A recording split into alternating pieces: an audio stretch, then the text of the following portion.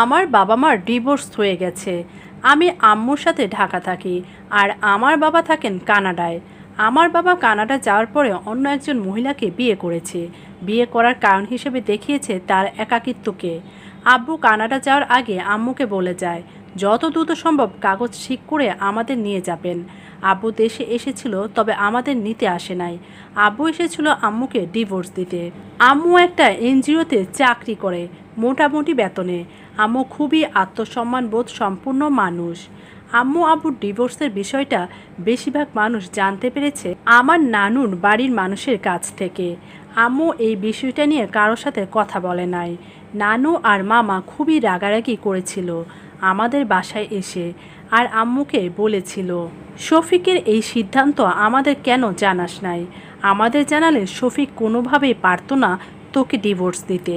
কত বড় সাহস! মেয়ে আছে, সংসার আছে, আর সে কিনা কোনো এক খারাপ মহিলার পাল্লায় পড়ে তোকে ছেড়ে দেয়। তোকে বোঝাতে হতো, আর ভালো কথায় না বোঝালে এমন ব্যবস্থা করতাম দেশ থেকে বের হতে পারতো না। আর তোর শাশুড়ি কি বলে তার এত গুণের ছেলের বিষয়ে? এইসব কথার মাঝখানে আম্মু মামাকে থামিয়ে দিয়ে নানুকে এক কথায় বলে দেয়, মা, তোমাদের শফিকের কথা বলে কোনো লাভ হতো না। তোমরা কেউ কিছু করতে পারতে না, কারণ শফিক অন্য একজনের সাথে ওকে জড়িয়ে ফেলেছে। আর সেখানে আমি কেন ওর সাথে জোর করে থাকবো? আমি কি ওর করুণার পাত্র হয়ে ওর সাথে থাকবো? আর একটা মানুষ আমার সাথে থাকতে চায় না, তখন তার সাথে থাকতে চাওয়ার মতো অপমান, লজ্জায় আর কি হতে পারে?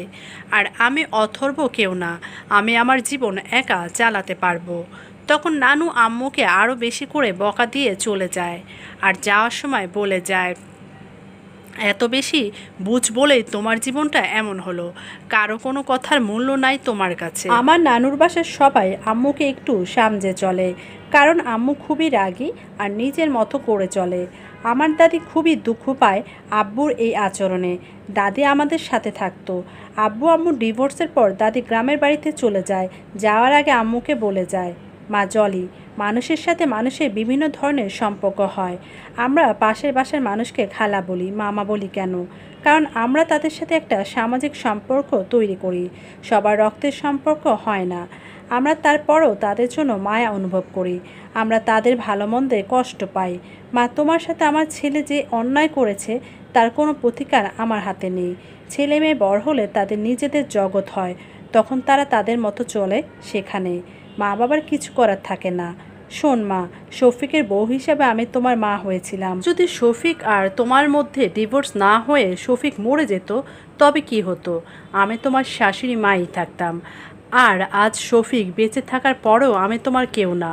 শোনো মা, কোনো সম্পর্ক শুধু কাগজ দিয়ে হয় না, হয় মন দিয়ে। তোমার আর আমার সম্পর্ক হলো মা আর মেয়ের। আমাদের সম্পর্ক সারা জীবন ধরে থাকবে।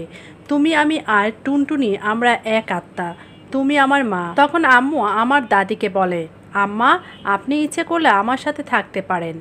দাদি আম্মুর মাথায় হাত বুলিয়ে দিয়ে বলে, না জলি, আমি এখানে থাকলে কিছু জটিলতার সৃষ্টি হবে। মানুষ 10 কথা বলবে। আর শফিক আমার ছেলে, সে আমার সাথে যোগাযোগ করবে, আর আমার মাধ্যমে টুনটুনের সাথে যোগাযোগ করবে। এগুলো তোমার চোখের সামনে হবে, তখন তোমার ভালো লাগবে না। আর ছেলের অন্যায়ের জন্য এই সাজাটা আমার প্রাপ্য ছিল। আমি এখানে থাকলে শফিক নিজে তার নতুন সংসার নিয়ে বিজি থাকবে। সেই সাথে মা আর মেয়ের দায়িত্ব তোমার কাঁধে দিয়ে নিশ্চিন্তে থাকবে। আমি তোমার জায়গায় থাকলে শফিককে বলতাম তার মেয়েকে তার কাছে নিয়ে যেতে, তারপর আনন্দে কাটাক জীবন। বাচ্চার দায়িত্ব বাবা মা দুজনের। পরের দিন দাদি গ্রামের বাড়ি চলে যায়। দাদিকে আমি আর আম্মু ট্রেনে তুলে দিতে যাই। দাদি চলে যায় গ্রামের বাড়িতে। আমার দাদি আম্মুর মতো শক্ত মনের মানুষ। দাদি গ্রামের বাড়ি চলে যাওয়ার 1 মাস পরের কথা। একদিন রাতে আব্বু আম্মুকে কল দেয়, আমার সাথে কথা বলার জন্য না, আমার সাথে প্রতি সপ্তাহে 2 দিন আব্বুর সাথে কথা হয়। আম্মু আব্বুর কল আসলে আমাকে মোবাইল দিয়ে দূরে সরে যায়, আর কখনো জানতে চায় না আব্বুর সাথে আমার কি কথা হয়েছে তা। আব্বু সবসময় কথার একটা পর্যায়ে এসে জানতে চায়, টুনটুন, তোমার আম্মু কেমন আছে? ঠিক তখনই আমার রাগ হয়। আমি বলি ভালো, আর রাখি বলে কল কেটে দেই। আব্বুর কল দেখে আম্মু আমাকে ডেকে দেয়।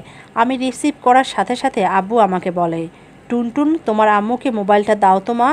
আমি নিজে থেকে বলি, আম্মু তোমার সাথে কথা বলবে না। তখন আব্বু নরম গলায় বলে, টুনটুন জলিকে ফোনটা দাও। আমি আম্মুর কাছে মোবাইলটা নিয়ে যাই আর বলি, আম্মু আব্বু তোমাকে চাইছে। আম্মু একটা কথা না বলে মোবাইলটা নিয়ে আব্বুকে বলে, শফিক জলি বলছি। আমি একটু দূরে দাঁড়িয়েছিলাম। আব্বুর কথা আম্মু শুধু শুনছিল, কিছু বলছিল না। একবার শুধু বলেছিল, আমি শুনছি। শেষ কথাটা আম্মু বলে, ঠিক আছে আমি আম্মাকে কল দিয়ে বলবো। বলেই কলটা কেটে দেয়। আমি রেগে আম্মুর কাছে জানতে চাই, আম্মু তুমি কেন আব্বুর সাথে কথা বললে? আম্মু হেসে বলে, টুনটুন শোন, তোমার আব্বুর সাথে আমার রাগ, অভিমান বা অন্য কোনো ধরনের আবেগের সম্পর্ক আর নাই। আমি কল রিসিভ না করলে তোমার বাবার মনে হতো আমি এখনও তার জন্য কষ্ট পাই। টুনটুন তোমার বাবা আমার জীবনে আর কোথাও নাই। আমি দৌড়ে আমার রুমে চলে আসি। আমি অনেকক্ষণ কান্না করি। আমি মনে মনে ভাবতাম, আমার আব্বু এসে একদিন আমার আম্মুর কাছে মাপ চাইবে, তারপর আম্মু আব্বুকে অনেক বকা দেবে, তারপর আবার আমরা একসাথে থাকব। আজ আমি আবারও বুঝতে পারছি, আমার আব্বু আছে, আম্মু আছে, কিন্তু আমরা আর কখনো এক পরিবার হব না।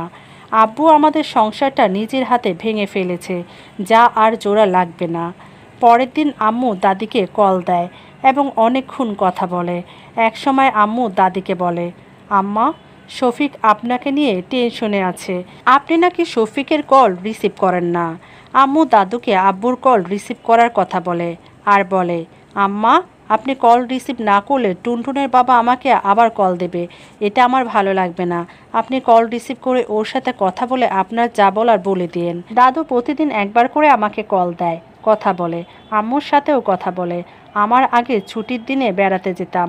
নানুর বাড়িতে এখন খুব বেশি যাই না। নানু বাসায় গেলে নানু, মামি আর মামা শুধু আব্বুকে নিয়ে আজে বাজে কথা বলে আর আমার সামনেই বলবে, তুই চাকরি করিস বলে কি হয়েছে, টুনটুন কি তোর একার মেয়ে? শফিককে বলবি টুনটুনের সমস্ত খরচ পাঠাতে, তোর একটা ভবিষ্যৎ নাই? মেয়ের পেছনে সব খরচ করলে তোকে কে দেখবে? আর তোরও কি এমন বয়স, তুই কি সারা জীবন একা থাকবি নাকি? নানু এ কথা বলার সাথে সাথে আম্মু রেগে যায় আর বলে, আম্মা আমার ভুল হয়েছে তোমাদের কাছে আসা, এর চাইতে বাসায় থাকা ভালো। তখন নানু চুপ হয়ে যায়। আমারও এইসব কথার জন্য নানুর বাসায় আসতে ইচ্ছে হয় না, তারপরেও আসি, কারণ আমাদের খুব বেশি কোথাও যাওয়ার জায়গা নেই। আব্বু আম্মু ডিভোর্সের পর থেকে আমাদেরকে সবাই একটু এড়িয়ে চলে, আর আমার মামির রান্না আমার খুব ভালো লাগে। ডিসেম্বর মাস আমার পরীক্ষা শেষ। বাসায় একা একা থাকি মন খারাপ করে। আজ আম্মু রাতে খাওয়ার সময় আমাকে বলল, টুনটুন চল আমরা কোথাও বেড়াতে যাই। আমি খুশি হয়ে উঠলাম। আম্মু বলল, টুনটুন আমি 1 সপ্তাহ ছুটি নিয়েছি, বলতো কোথায় বেড়াতে যাওয়া যায়? আমি আর আম্মু একসাথে বসে প্ল্যান করছি কোথায় যাওয়া যায়। চিটাগাং, কক্সবাজার, সিলেট, সাজেক। আম্মু হঠাৎ করে আমাকে বলল, টুনটুন তোমার দাদুর বাড়ি গেলে কেমন হয়? আমি আম্মুর কথায় অবাক। আমি খুশিতে লাফিয়ে উঠলাম।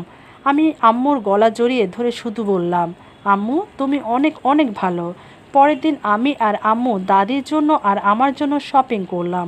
তার পরের দিন আমরা দাদুর বাড়ি রওনা হলাম।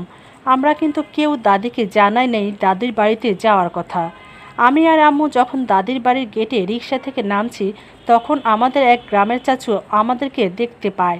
চাচু এসে আম্মার ব্যাগ রিক্সা থেকে নামিয়ে গেটে ধুমধাম ধাক্কা দিতে লাগলো আর দাদিকে ডাকতে থাকলো আর বাহির থেকে বলতে লাগলো, চাচি গেট খোলো তাড়াতাড়ি। আম্মা আর আমি চাচুর পেছনে দাঁড়িয়ে আছি। দাদি গেট খুলে চাচুকে কিছু বলতে গিয়ে আমাদের দেখলো। দাদু শুধু আমার দিকে হাত বাড়িয়ে দিল আর বলল, টুনটুন। আমি দৌড়ে গিয়ে দাদিকে জড়িয়ে ধরলাম। আমার মনে হচ্ছে দাদু কাঁপছে, এখনই পড়ে যাবে। আমার দাদি খুবই শক্ত মনের মানুষ। আজ সেই দাদিও একটু পর পর চোখ মুছছে আর বলছে, জলি মা তুমি আমার মেয়ে না, তুমি আসলেই আমার মা। একমাত্র মাই বুঝতে পারে সন্তান কি চায়। আজ তুমি আমার সব কষ্ট দূর করে দিলে। আমার জীবনে আর কোনো কষ্ট নাই। আমার মা আমাকে ত্যাগ করে নাই। গল্পটি ভালো লাগলে অবশ্যই চ্যানেলটিকে সাবস্ক্রাইব করবেন, লাইক কমেন্ট শেয়ার করে পাশে থাকবেন। ধন্যবাদ।